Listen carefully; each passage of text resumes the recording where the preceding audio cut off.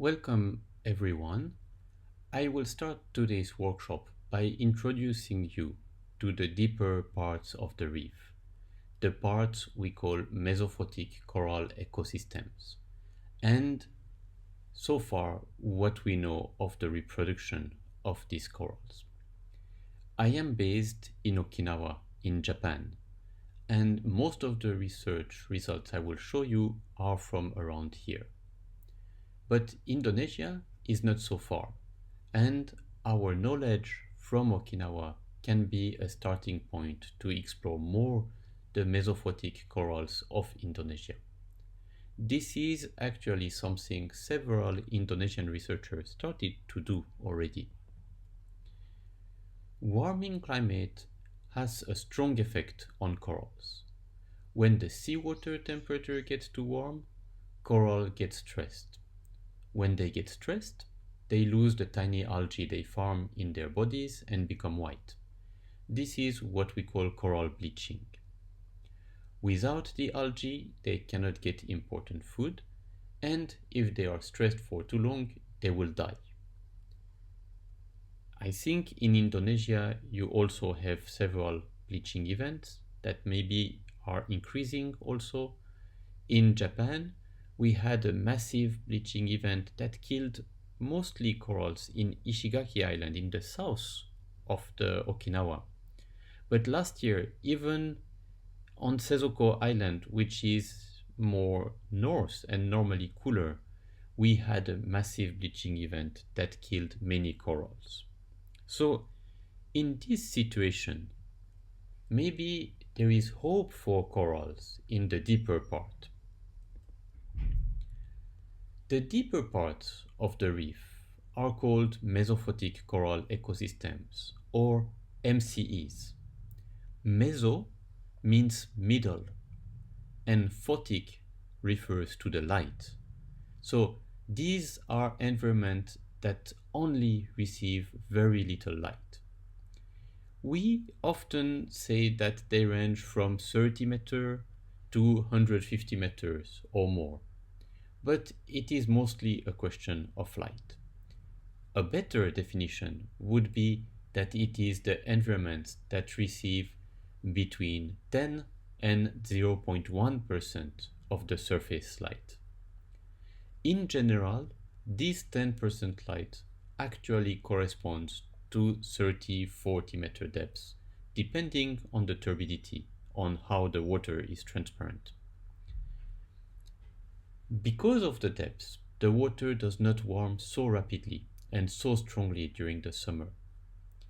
In the past, we used to think that conditions at depths were more stable, but we now know that it is not more stable. There are disturbances and variation, but overall it is cooler. So maybe these ecosystems could be a refuge for corals where they don't get too stressed during the summer heat waves. This is the idea behind the deep reef refugia hypothesis. Today, I will introduce you to mesophotic coral through two questions. The first one is, can MCEs really serve as a refuge from bleaching? For the deep reef refugia hypothesis, it is also important to know if the shallow corals can actually live at such depths. If they cannot live so deep, then they cannot benefit from this refuge. This leads to my second question. How much of the shallow coral diversity is found at depths? The deeper parts of the reef are not only important as a refuge for shallow corals, like you would see on the left side of the screen, with a shallow Seriatopora that I will speak a bit more later, and diversity at 40 meters. But they also host some unique corals and other organisms that are specialized to live with very little light, like those Leptoceres you see on the right side. Those are more unique ecosystems. How do we explore the reefs? It is very difficult to explore those deeper parts of the reef. We can use normal scuba diving, but the time at the bottom is very short, and we cannot go much deeper than 40 meters. We can drop camera with a rope or use small robots to get images, but we cannot, or it is very difficult to get samples. We could use small submersibles, but this is very, very expensive. At the moment, I'm dreaming to go once in a submersible like that. So, another solution is to ask technical diver. Not only can they take pictures and movies, but they can also collect samples. Alexei is an expert in deep diving and he will talk a bit more about that just after. So, back to our corals. If temperature at mesophotic depths are cooler, then the corals are probably used to these conditions.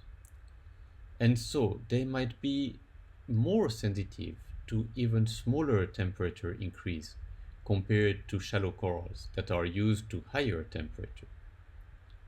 So during a massive bleaching events, are the deeper corals still protected from the stress because the temperature increase is less marked the deeper we go? Angga Sitorus, an Indonesian PhD student in our lab, is actually trying to answer this question. But I will already show you how it all started. Seriatopora is a very common species in the coral reef of the Indo-Pacific, and you have many Seriatopora in Indonesian reefs. In Sesoko Island, this coral disappeared from the shallow reefs after strong bleaching events in 1998 and 2000.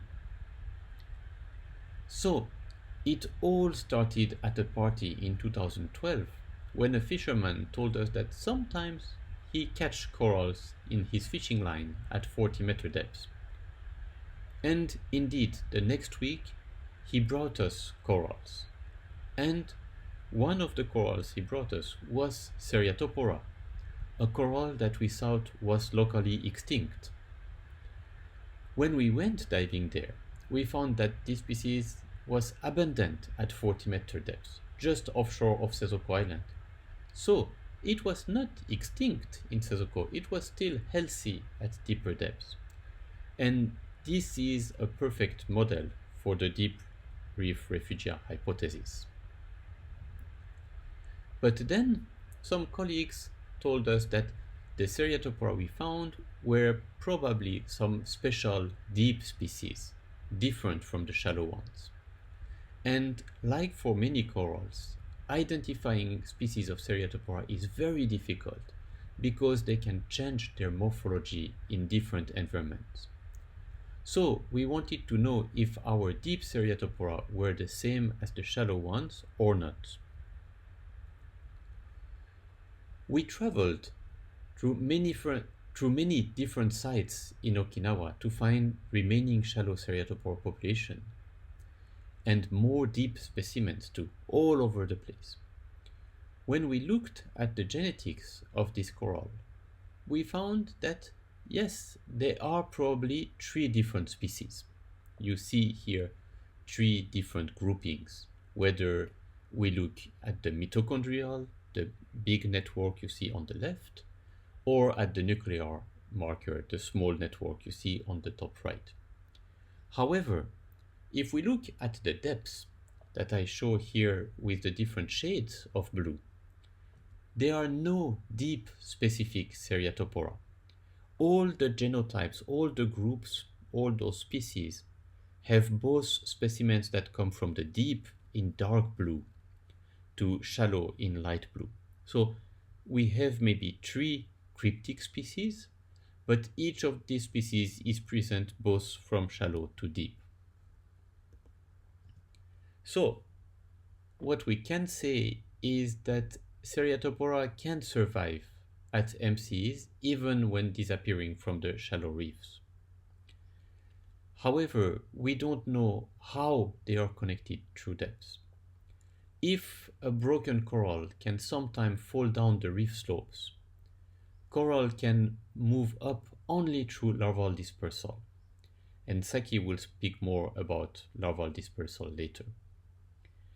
We must know Seriatopora's sexual reproduction to know if they can reseed the shallow reef.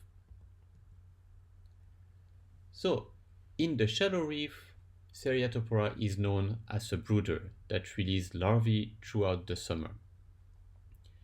And we wanted to know what happened to the deeper Seriatopora.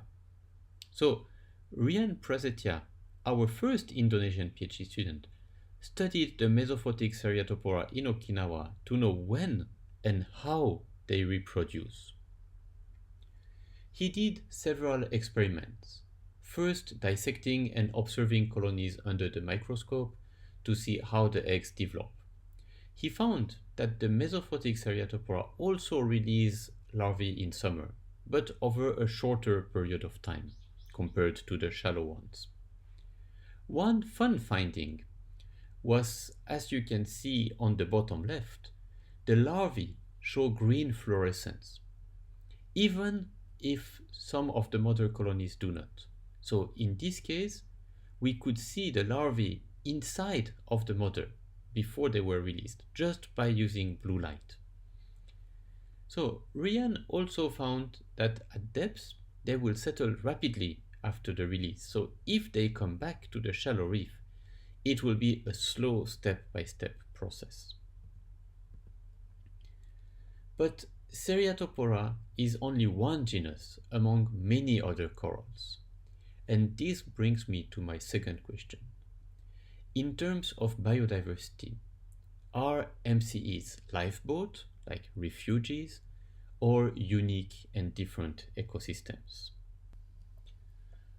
Recently, the National Geographic Society supported our research to explore the deeper part of the reef, and for that we got the help of technical divers like Alexi. The diver could take images, could take samples, could put loggers to know the environmental condition. And with all the samples we collected with the divers and we had collected before, we could identify 48 genera and over 120 species. And this is only the beginning. We still have many samples to analyze. And what you see here is each vertical bar represents one species that we identified. The long bars show the species that are also known from the shallow reefs. And the short bars show the species that are only found deep, that we don't know from the shallow reef in Okinawa. Many of the species we found are known from both shallow and the deep reef. So maybe these species could find refuge in deep reefs to survive marine heat waves. But there are also a few species that are known only from deep reef. These species form unique communities that can be found nowhere else. For example, here you can see in the middle that most Leptoceres species are found deep only, while on the right, all the Porites species we identified at mesophotic depths are also known from shallow reefs in Okinawa. Because coral taxonomy is very complicated, even with skeleton voucher and DNA, it is very challenging in many cases to identify species with confidence. There are possibly many new species at depth, but at the genus level, in comparison to most studied places in the world, Okinawa covers a very small area, but it has nearly the same generic diversity as the Great Barrier Reef. As you see, there is a big gap of knowledge in the coral triangle.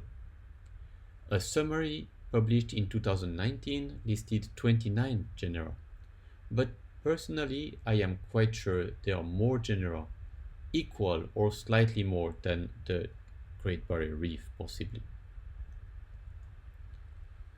After some survey using remote camera and technical diver, we found that corals can live down to over 100-meter depths around Sesoko. Even at 80-meter depths, there are still many corals. We did find that within this coral cover that you see on the top, if we look at the composition of the corals, we see that there is a shift with depth in the coral diversity. The upper part is dominated by Porites and Acropora, while Leptoceris increases with depth. And at 40 meter, we found many Acropora corals. The dominant species at our site is Acropora tenella. This is not an Acropora that we find shallow. Usually, it forms just a massive aggregation of branch. They are not attached to the substrate. They are just loose branch forming a mess of branch on the bottom. So, because they are so abundant, it's one of the first species we studied. And so, Rian, during his master research, before working on Seriatopora, tried to understand how Acropora tenella reproduces. First, he regularly sampled small parts of colonies and dissected a few polyps to see how the gametes developed through time. This way, he could predict roughly the season when to expect corals to release their eggs. And finally, one day, after a lot of effort, he could observe that one colony had spawned in the aquarium in the same period of the year as many shallow Acropora. We could confirm that even this mesophotic Acropora is a spawner and that the eggs are floating. But because only one coral colony spawned, we could not obtain larvae. So this is a story to be continued. Overall in the world, we know very little about mesophotic coral reproduction. Less than 20 species of corals have been studied around the world. Colleagues working in the Red Sea and in the Caribbean on different species also suggested that some of them spawn at the same time as their shallow counterparts. And in general, their oocyte, like their egg size and the fecundity decrease with depth. But we need to learn much more from more species and more regions to be able to really make serious hypotheses and test them. And this is where the work during this CORDAP project is very important. It will really bring precious information on coral reproduction at depth and shallow too. So why is it important to consider mesophotic corals? Often they are too deep for divers and they are often ignored because we don't see them. But they are a full part of the reef and it is important to take them into account. For example, in 2018, we found a very dense community of Leptoceris, a coral that is specialized to deep reef, as I showed you before. And this was between 55 and 70 meter depths. However, when the divers went to try to find these corals in 2021 and 2022, what they saw were very big tracks where the reef was destroyed by the anchors of big construction ships. The construction companies did not know even that there were corals here. So now we try to speak with them and ask them to stop dropping their anchors there on the corals. And we hope to succeed, and if we succeed, then we hope that these communities will be able to recover. And this will be really dependent on sexual reproduction of the coral, to have new larvae settling. So, in conclusion, MCs in Okinawa can be a refuge because many shallow corals are found there. But there are also some very unique and specialized coral that live there and that are important. We don't know yet many things about these ecosystems, not even where they are, but they are already being destroyed. We don't know also how most of them reproduce, and this is essential for the reef resilience and recovery. All what I presented here is about Okinawa, and we know even less for Indonesia. Suharto, a lecturer at Hasanuddin University in Makassar, is trying to explore the mesophotic communities in Indonesia, but it is very challenging. There are so many sites, so many corals, and it is technically difficult to dive at those depths. And Alexei is also making effort to explore even deeper area with technical diving. And Alexei will maybe speak a bit more now about um, technical diving and deep dive. But before, I would like to thank you all for your attention and thank you the tech diver, the people who supported the field work, and of course the funding for this research. And I am happy to take questions or either now or we can take them maybe after Alexei's talk. We can mix together the discussion. Thank you.